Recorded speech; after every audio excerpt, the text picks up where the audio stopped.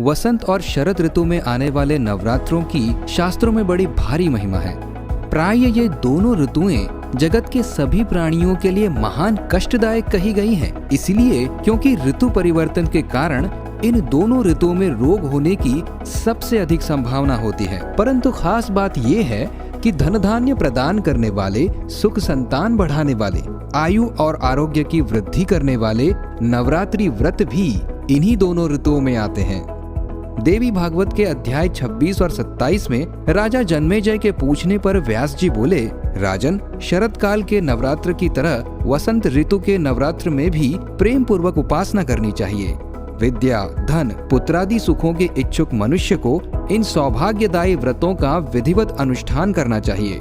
महान से महान पापी भी यदि नवरात्र व्रत कर ले तो सभी पापों से उसका उद्धार हो जाता है। परंतु किसी कारणवश यदि 9 दिन का व्रत संभव न हो तो केवल अंतिम 3 दिन यानी सप्तमी, अष्टमी और नवमी के दिनों में व्रत करने वाला मनुष्य भी यथोक्त फल का अधिकारी हो जाता है। तो आप भी वसंत ऋतु में 22 से 30 मार्च तक के इन चैत्री नवरात्रों का लाभ अवश्य लें और यदि 9 दिन व्रत न कर सकें तो 28, 29 और 30 मार्च यानी अंतिम 3 दिनों का भरपूर फायदा उठाएं। अब आइए पूज्य संत श्री आशाराम जी बापू के श्रीमुख से जानते हैं क्यों है ये नवरात्रि का व्रत इतना खास। व्रत में 3 बातें ध्यान में रखनी चाहिए। एक तो नियम का पालन, दूसरा देवता का आराधन करो और तीसरा लक्ष्य की प्रीति। अब लक्ष्य क्या होना चाहिए? लक्ष्य, उत्तम लक्ष्य यह है कि मन अमनी भाव को प्राप्त हो जाए। चैत्र नौरता,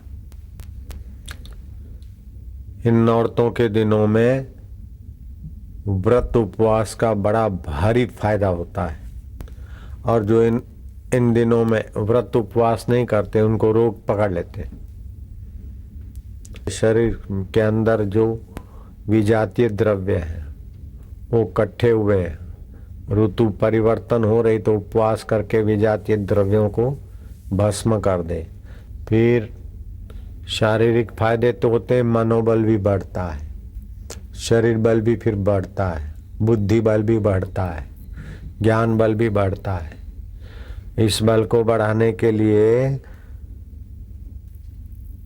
कई राजे महाराजाओं ने देवी की आराधना की। इसमें पंचगव्य का पान किया जाता है। बल बढ़ाने के लिए, निरोग होने के लिए पंचगव्य मिल जाए तो, और शरीर शुद्धि के लिए उपवास, वाणी शुद्धि के लिए मौन, हृदय शुद्धि के लिए भगवती की आराधना। विश्वामित्र और वशिष्ठ जी ने भी किया था।